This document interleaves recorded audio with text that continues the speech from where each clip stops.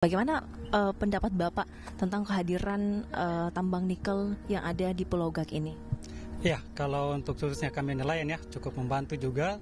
Terkadang dari PT Gak Nikel juga memberikan kami alat tangkap, kemudian mereka juga memberikan kita mengambil kita punya hasil tangkapan juga diambil langsung oleh PT Gak Nikel. Jadi kita tidak perlu pergi jual-jual di terlalu jauh lagi sampai ke kabupaten dengan jarak yang terlalu jauh. Aktivitas di sini sangat baik dan membantu masyarakat, terutama khusus di Pulau Gak. Oh, tidak terganggu karena saya nih sebelum lahir itu perusahaan sudah ada di Pulau Gak sampai sekarang. Semua kehidupan masyarakat di sini karena dia membantu dari masalah pendidikan semuanya tuh tergantung dengan perusahaan. Pulau Gak ini sejak dulu hingga sekarang apakah banyak perubahan signifikan terjadi dan mengganggu ekosistem hutan dan laut yang ada di sini, Pak?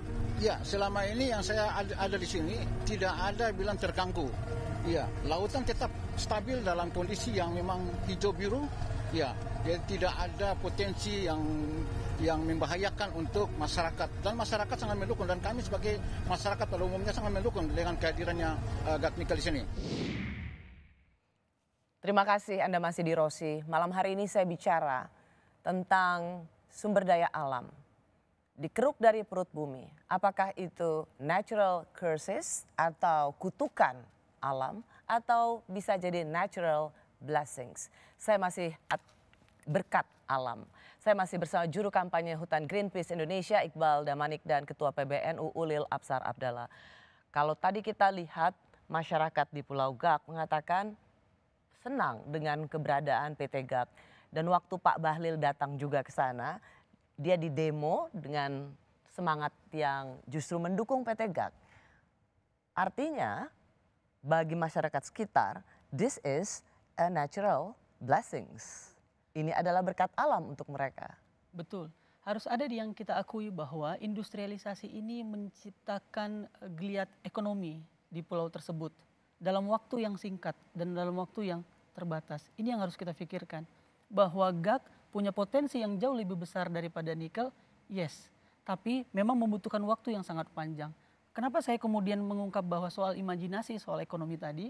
Karena pemerintah tidak menyiapkan infrastruktur selain infrastruktur industri ekstraktif. Sehingga masyarakat tidak punya pilihan ekonomi. Ini kan jebakan, trap.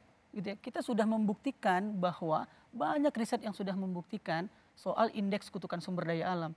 Yang 3 teratas ada Kalimantan Timur, Papua, dan Papua Barat dulu ya pada saat itu, sekarang dimekarkan.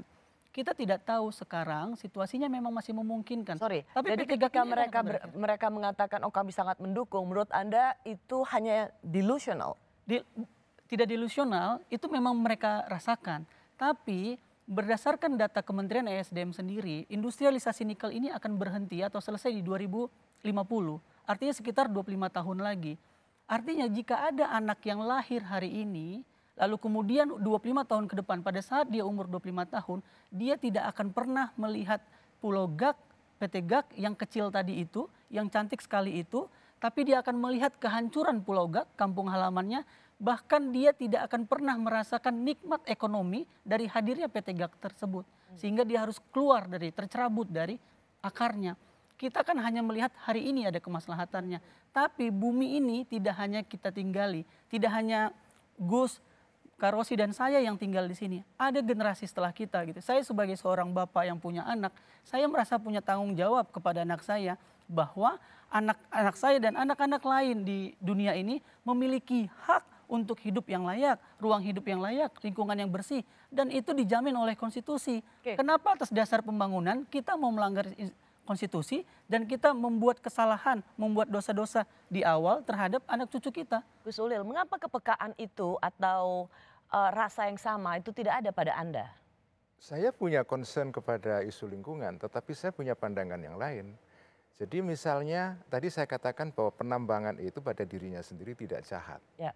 Ini Tapi pada prakteknya apa yang terjadi di Indonesia, ada di Papua Barat Daya, ada di Sulawesi, ada juga di Maluku Utara, itu sudah ada cerita-cerita sedih bagaimana masyarakat nelayan yang ada di sana tercerabut dari kehidupannya. Nah, menurut Mengapa saya itu tidak juga membuka mata? Enggak, menurut saya jadi penambangan itu satu hal, dampak-dampaknya adalah hal lain. Jadi kalau ada dampak negatif dari penambangan, yang perlu ditangani adalah dampaknya. Nah, di dalam pembangunan yang tentu saja akan membawa manfaat bagi banyak orang, selalu ada eksesnya. Bangun jalan tol di era Pak Jokowi itu jangan dikira tidak ada eksesnya. Tapi kalau kita tidak berani mengambil resiko karena takut pada ekses, ya kita tidak akan membangun sama sekali. Makanya bagi saya pendekatan... Sebentar, betul. Tetapi kalau itu dikaitkan dengan jalan tol tentu nanti mungkin bisa dilengkapi. Sungguh sangat berbeda. Ini tentang ekosistem lingkungan hidup. Ini tidak melulu tentang rumah yang tergusur, tetapi kehidupan manusia yang akan hilang. Di mana mata pencariannya mencari ikan, lalu ekosistem yang luar biasa, fauna yang tercerabut. Ya, betul. Dan ini pada gilirannya akan menjadi krisis iklim yang akan membunuh kita semua Ya. pada gilirannya. Nah, ini yang disebut dengan alarmisme ya. Jadi kalau Anda concern dengan isu lingkungan, tetapi dengan narasi seperti yang Anda katakan ini, itu namanya fear mongering. Anda menebar-nebarkan ketakutan tanpa melihat bahwa ada maslahat yang diperoleh oleh negara dan rakyat dari penambangan itu. Misalnya Jadi mengingatkan manusia, mengingatkan masyarakat tentang krisis iklim, mengingatkan manusia tentang bagaimana kita jangan merusak alam, itu adalah menakut-nakuti dan sesuatu yang justru narasi yang jahat. Sebentar, narasi seperti yang Anda bikin tadi itu namanya fear mongering. Itu sudah dikritik oleh banyak aktivis lingkungan yang juga berseberangan dengan Greenpeace ya. Jadi ada satu mazhab aktivisme lingkungan yang lebih mengedepankan pendekatan yang rasional, reasonable environmentalism. Itu menurut saya jauh lebih tepat Reasonable karena and environmentalist. jadi artinya setuju kepada isu lingkungan diperhatikan, tetapi kita juga harus melihat dampak-dampaknya.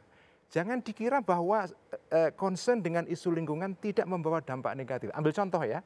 Saya ambil contoh. Sebentar, contoh ini penting. Tidak membawa dampak negatif. Tidakkah tadi apa yang dikatakan oleh Iqbal? Ia tidak ingin anak-anaknya hidup dengan situasi lingkungan yang akan merusak kehidupan anaknya di masa ke depan dan cucu-cucu kita semua yang masa depan. Nah, apakah itu juga menebarkan ketakutan, Mas? Saya akan kasih contoh bahwa concern kepada lingkungan yang ekstrim itu juga membawa dampak negatif. Ini sekarang dialami oleh Eropa. Oke, apa contohnya? Contohnya adalah sekarang ini harga listrik di Jerman dan Inggris itu naik berlipat-lipat karena mereka melakukan satu transisi yang terburu-buru kepada energi non-fosil. Mereka tidak mau lagi menggunakan, ya. Persis. Sehingga itu justru juga Anda ingin mengatakan itu justru memberatkan kehidupan manusia. Memberatkan kehidupan masyarakat dan itu dikritik oleh banyak kalangan sehingga timbul partai politik khusus untuk mengkritik kebijakan lingkungan yang dianggap tidak tepat. Jadi jangan dikira concern dengan isu lingkungan itu memang lofty ideal. Itu satu cita-cita yang indah seperti sebutkan, coba jelaskan sekali lagi Gus Ulil. Di mana narasi yang menurut Anda justru ingin menakut-nakuti, fear mongering tadi? Contohnya misalnya, ini tadi Mas Iqbal mengatakan bahwa anak cucu kita juga perlu mendapatkan kesempatan menikmati keindahan alam. Anak saya sendiri sudah tidak menikmati keindahan alam di kampung saya. Waktu zaman kecil saya menikmati keindahan kampung saya, sekarang hilang karena pertambahan penduduk. Tapi apakah kemudian karena saya ingin anak saya... So it's a false alarm. False alarm. Okay. Nah, menurut saya, yang kedua, jadi menurut saya harus dibuat kalkulasi. Kepentingan generasi sekarang harus juga dipikirkan, generasi mendatang juga harus dipikirkan. Jadi jangan hanya memikirkan bahwa generasi mendatang kepingin mendapatkan atau harus mendapatkan kesempatan menikmati keindahan Raja Empat atau alam-alam yang lain, maka kepentingan generasi sekarang untuk membangun right to development dihalang-halangi. Gus, ya. Ada hampir 1 juta kematian dini pada saat kebakaran hutan dan lahan di Kalimantan Tengah. Ya. Gus bisa bayangkan bagaimana anak-anak ini nggak punya hak untuk hidup karena kita masih mempertimbangkan membuka lahan gambut di Kalimantan Tengah. Mungkin itu bukan anak Gus. Mungkin bukan cucu Gus, sehingga Gus bisa bilang kita punya hak untuk hidup yang lain. Tapi orang yang tinggal di Kalimantan Timur, orang yang tinggal di Kalimantan Tengah punya hak untuk hidup Gus tanpa asap. Orang yang hidup di Riau punya hak. Orang yang hidup di Raja Ampat juga punya hak untuk hidup lebih baik. Ya. Gus mungkin tinggal di Jawa, tidak mendapatkan kebakaran hutan, tidak akan, karena tidak ada gambut di Jawa, tidak ada batu bara di Jawa. Tapi mereka hidup dengan lumpur. Gus bisa bayangkan bagaimana orang bisa hidup dengan lumpur sehari-hariannya. Apakah kita tidak pikirkan ini?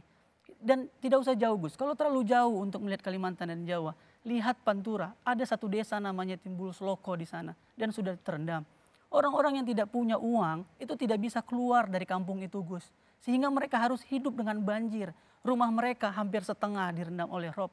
Mereka hidup di seling-seling plafon. Apa Gus mau bilang bahwa itu bukan hak kita, itu bukan urusan kita? Terus pertanyaannya itu adalah, urusan kita. Ini yang saya sebut dengan narasi fear mongering. Saya tidak sedang menakut-nakuti Gus. Ini tidak sedang menakut-nakutin. Ini adalah fakta. Anda tadi menyebut soal rob di Pantura Jawa. Itu daerah saya. Saya lewat selalu setiap saat kalau ke Semarang, ke daerah Padi itu saya lihat itu. Betul. Tapi pertanyaannya adalah terus bagaimana?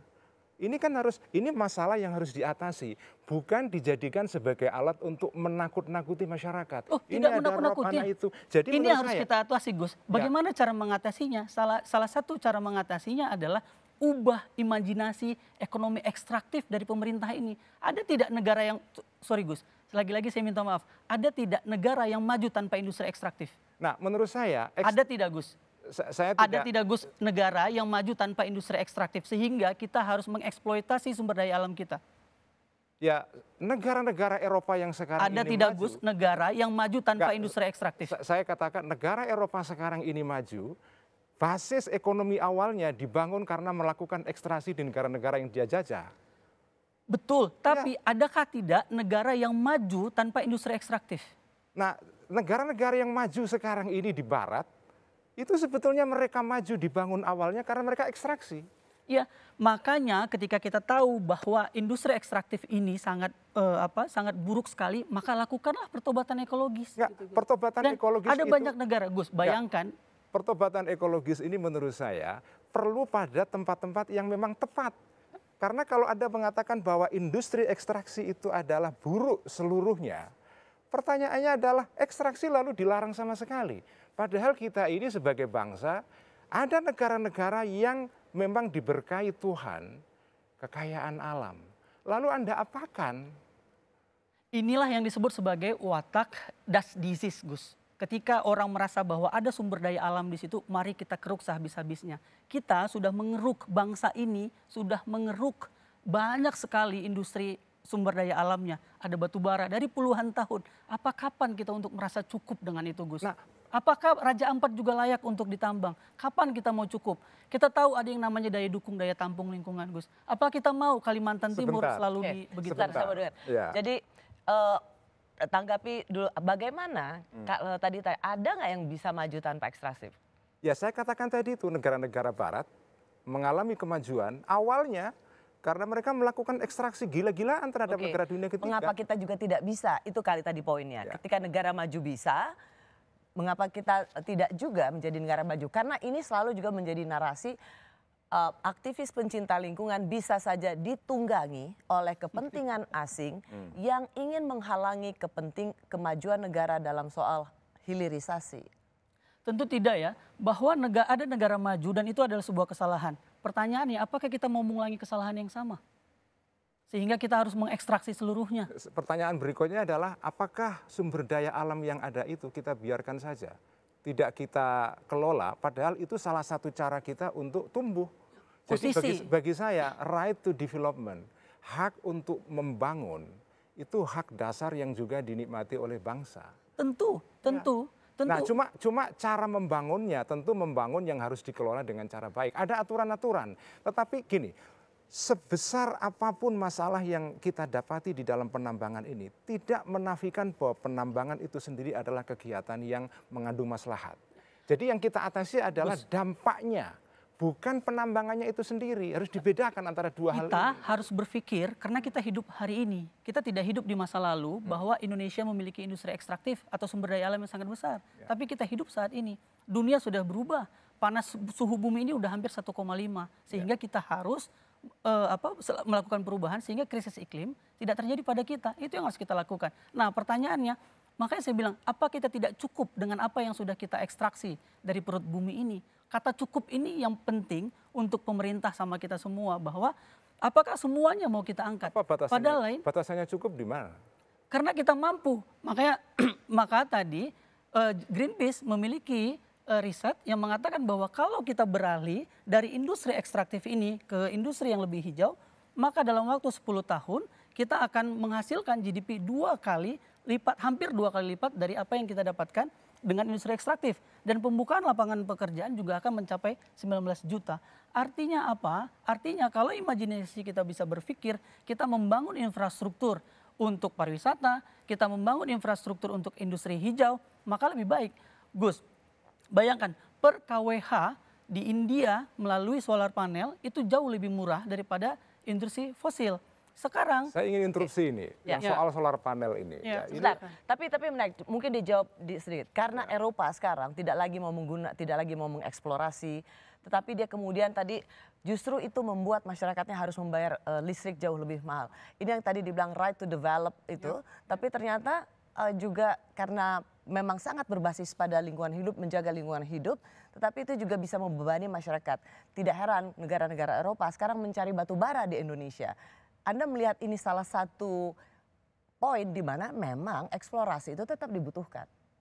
Atau ada argumentasi lain membantah argumentasinya ini? adalah saat ini subsidi yang diberikan pemerintah pada energi fosil juga jauh lebih besar daripada industri renewable energy.